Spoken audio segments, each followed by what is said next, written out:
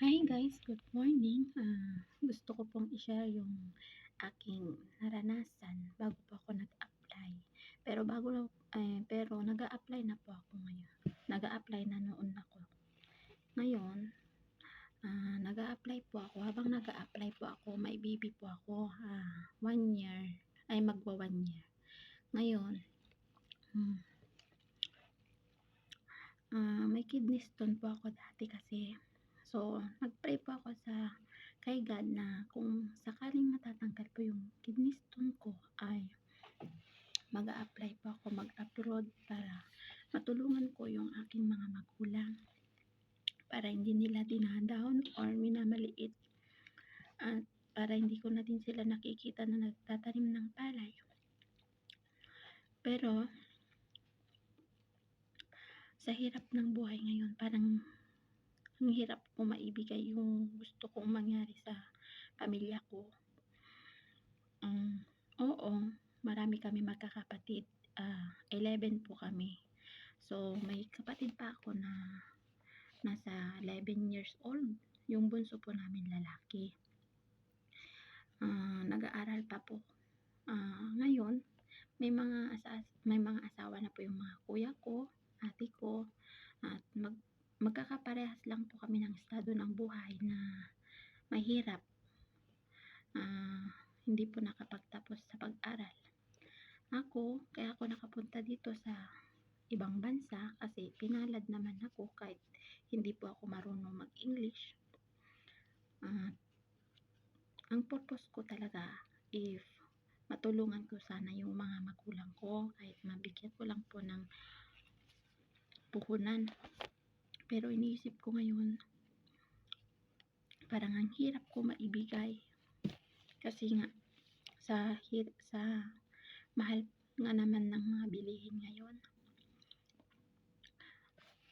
Yung kinikita ko dito is napupunta po sa mga anak ko sa pag-aaral nila kasi nga kailangan ko din mag-ipon para sa ganun makauwi po ako, may pera po akong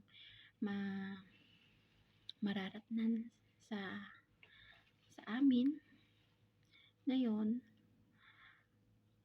So yun, na-share ko po yun kasi bago po ako nag-apply talaga, may kidney stone po ako. Nag-take lang po naman ako ng gamot, tapos sinamahan ko po ng dasal. Sa mga magulang ko, gusto ko po talaga silang tulungan kasi naaawa po ako sa kanila. Nagtatanim sila ng palay. Pero hindi po ako pinalad dito sa pinuntahan ko. Mabait naman po yung amo ko. Pero